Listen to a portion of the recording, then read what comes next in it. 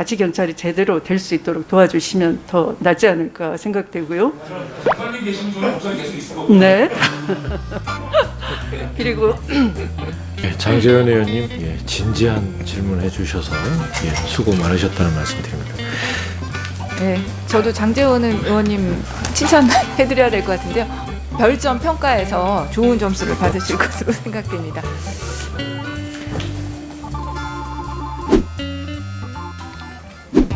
선서, 양심에 따라 숨김과 보탬이 없이 사실 그대로를 말하고 형 가만히 좀 있어봐. 여형 장마당이 아니잖아요.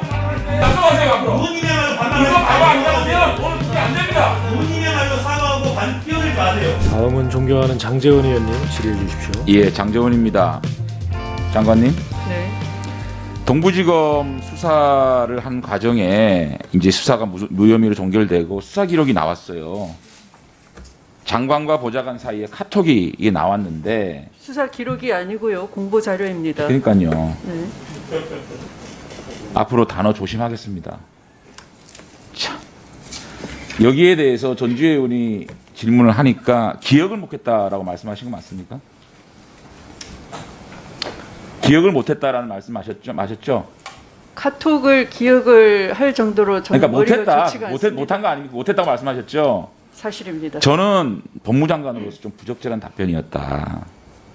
우리 장관께서 국회의 예결위, 본회의, 법사위에 나오셔가지고 너무도 명백한 단어와 어조로 보좌관과 연락한 적이 없다, 지시한 적이 없다 이렇게 말씀하셨잖아요. 네, 지시한 바가 그러니까요. 없기 때문에요. 네. 그럼에도 불구하고 우리 국민이 눈높이 봤을 때는 우리 장관께서 의도를 했던, 안 했던, 기억을 하고 있었던, 기억을 못했던 사실과 다른 상황이 발견된 거 아닙니까? 그러면 청탁하거나 외압을 넣었다라는 그러니까요. 들어보세요.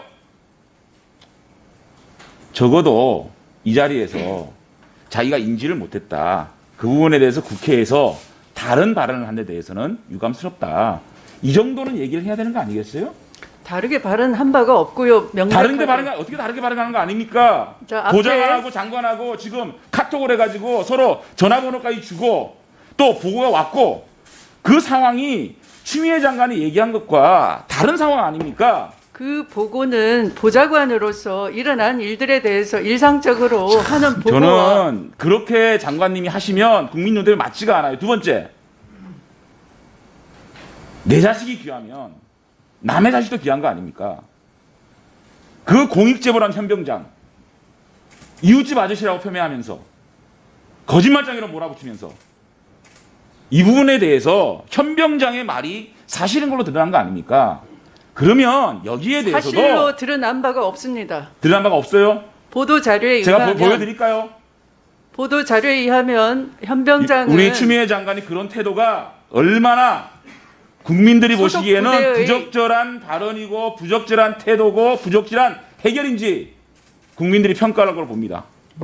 계속해서 제가 검경수사권 조정에 대해서 말씀드리겠습니다.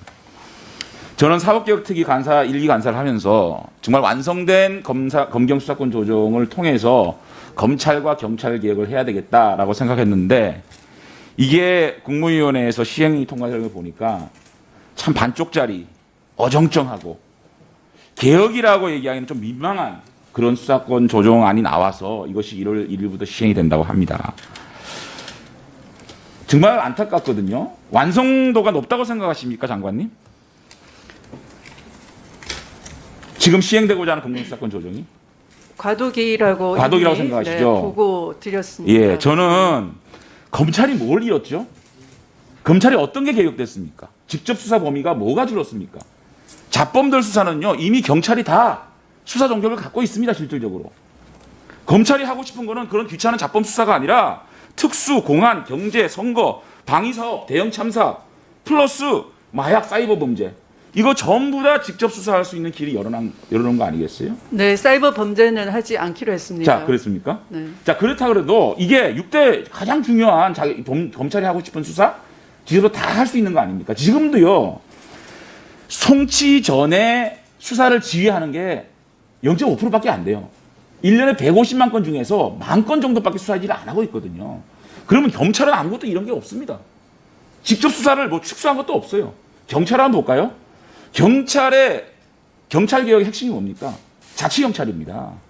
자치경찰에 대해서 정말 전면적으로 실시해가지고 물샐 틈 없는 그러한 자치경찰제를 만들어야 되는 거 아니겠습니까? 그런데 경찰에게는 1차 수사 개시권 주고 수사 종결권도 주고 검찰공화국 막으려다가 경찰공화국 이게 통제 없는 수사권을 주는으로 인해서 경찰이 비대해지는 이렇게 검경이 수사권을 이렇게 잘 분리함으로 인해서 서로 건강하게 견제를 해가지고 국민의 인권을 보호하자는 게 검경 수사권 조정인데 검찰은 자기가 가지고 다 가져요. 경찰도 가장 싫어하는 자치경찰제는 어정쩡한 상황에서 1차 수사 개시권도 갖고 있고 수사 종결도 갖고 있는 경찰의 부피만 키워지는 이런 상황이 됐거든요. 그래서 제가 좀 제안을 드리고 싶어요. 제가 무조건 비판한다고 생각하지 마시고 넘겨보세요. 장관님, 첫째는요. 법무부 장관, 행안부 장관, 청와대 수석이 함께하는 상설협의체를 완성될 때까지 지금 과도기라고 말씀하셨지 않습니까? 완성될 때까지 이 상설협의체를 꼭 구성해서 지속적인 협의를 해나갔으면 좋겠다. 두 번째는 장관님, 경찰 눈치 보지 말고 전문 자치경찰도 실시하십시오. 그래가지고 이 민생 치안에 정말 경찰의 본분인 민생 치안에 전념할 수 있도록 여성, 청소년, 폭력, 강간 이런 그 수사들, 교통 이런 것들에 대해서 전면적으로 경찰은 이게 수사권에 대해서 뭐 자신들이 하자 말자 할 필요가 없는 겁니다. 민생 치안에 전념할 수 있는 경찰로 만들어야 된다. 그 다음에 정말 제대로 된 국가수사본부, 소위 말하는 한국 FBI 만들어가지고 경찰이 하고자 하는 이 주요 수사들 있지 않습니까? 특수, 권력형 부패, 경제, 공안, 국제범죄, 대형 참사 이런 것들을 단계별로 직접 수사를 국가수사본부로 이전을 시키는 이 작업이 필요한 거거든요. 이 이후에 검찰 조직을 확실하게 개편해가지고 수사 지휘권을 일부 가지면서도 기소와 공소 유지를 할 수 있는 그런 검찰 조직으로 완전히 개편해서 이런 단계를 통해가지고 문재인 정권 마칠 때는 정말 완성된 검경 수사권 조정을 통해서 이 정부가 검찰개혁, 경찰개혁, 수사권 조정을 잘해서 확실하게 완성을 지었구나. 그래서 우리 국민들의 인권이 잘 보호될 수 있는 그런 검경 수사권 조정의 완성 모델로 갔으면 좋겠다. 그리고 검찰총장, 경찰청장, 국가수사본부장 이 세 분에 대한 인사를 완전하게 정치 권력으로 독립시킬 수 있는 그런 안을 만들어가지고 이거를 한번 우리 추미애 장관이 완성시켜보면 이 누구도 이루지 못한 큰 혁신을 할 수 있다고 생각을 하거든요. 넘겨보세요. 그래서 제가 사실은 사법개혁특위 간사하면서 박홍계 선배님이 간사를 하셨죠. 이 안을 정말 한번 만들어보고 싶었어요.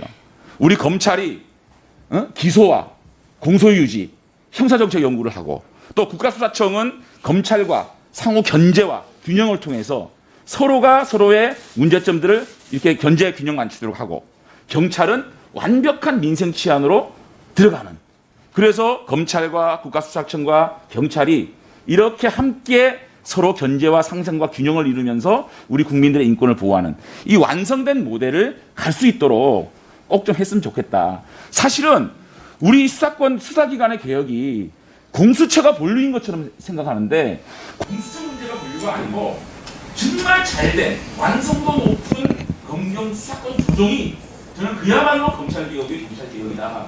이렇게 생각해서 제가 나름대로 절차와 모델을 좀 말씀을 드렸으니까 이것들을 잘 실천할 수 있는 상설협의체가 만들어져서 개혁을 잘 완수해 주시기를 부탁드립니다.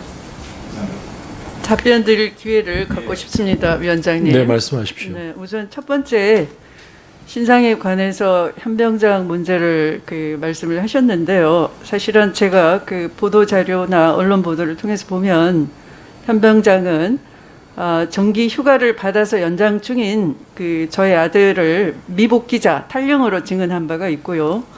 아마 이건 이제 방송이나 언론 보도, 언론을 통한 인터뷰 이런 거에 그렇게 돼 있고요. 또 같은 부대 소속 장교를 알아보지 못하고 육군본부 등 외부 상급부대 간부로 증언하면서 마치 외압을 목격한 것처럼 진술을 한 바 있고요. 또 자신의 당직 근무 당일 외압에 의해 휴가로 변경되었다라는 취지의 발언을 한 바가 있습니다. 이것은 모두 그 허위라는 것이 검찰의 그 보도 자료에 이미 그 지적이 돼 있습니다. 그래서 마치 이런 일이 없었던 것처럼 저에게 일방적으로 사과 요구를 하는 것은 대단히 유감으로 생각하고요.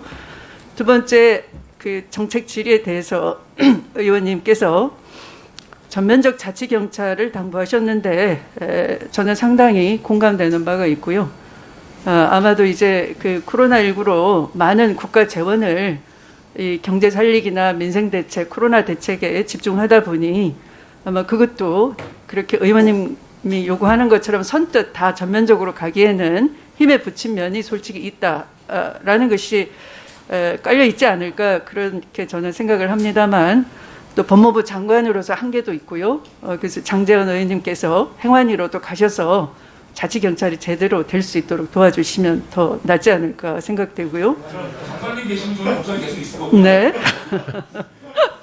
그리고 검찰의 직접 수사가 변동된 것이 없다고 하셨는데 그렇지 않고요. 현재 이제 검찰이 하고 있는 수사는 그 건수로 연 18만 건이고요. 금년의 통계로 잡힌 게 그렇습니다. 그 중에 5만 8천 건이 인지 수사입니다. 그래서 이걸 만약에 이제 6대 범죄로 더 줄이게 되면 예측컨대 한 8천 건으로 내려앉으리라고 생각되고요. 그러면 법무부에서는 이 그 수사권 축소를 위해서 어떤 노력을 했느냐 하면 이미 이제 그 팩트를 통해서 형사소송법, 검찰청법의 6대 범죄로 줄여놨지만 그게 무엇이 달라졌느냐라고 말씀을 하시지만 대통령령으로 그 제명을 제안했고요. 제가 또 먼저 더 줄이자고 선제적 제안을 해서 법무부령으로 그 6대 제명 중에서도 금액과 신분으로 직접 수사 범위를 확 줄였습니다. 그래서 아마 그 8천 건도 더 내려가지 않을까 이렇게 지금은 예측을 하고 있고요. 의원님이 주신 상설협의체로 꾸준히 완전 개혁이 될 때까지 하자라는 것은 대단히 반가운 격려의 말씀으로 생각합니다. 감사합니다. 예, 장제원 의원님, 예, 진지한 질문해 주셔서 예, 수고 많으셨다는 말씀드립니다. 예, 다음 순서는 존경하는 백혜련 의원님입니다. 질의해 주십시오. 네, 저도 장제원 의원님 칭찬해드려야 될 것 같은데요. 얼마나 좋습니까? 이렇게 정책 질의하면. 네, 아마 오늘 저기 별점 평가에서 좋은 점수를 받으실 것으로 생각됩니다. 지금 이제 야당 의원님들이 라임 수사나 옵티머스 수사 관련해서 뭐 짜맞추기 수사나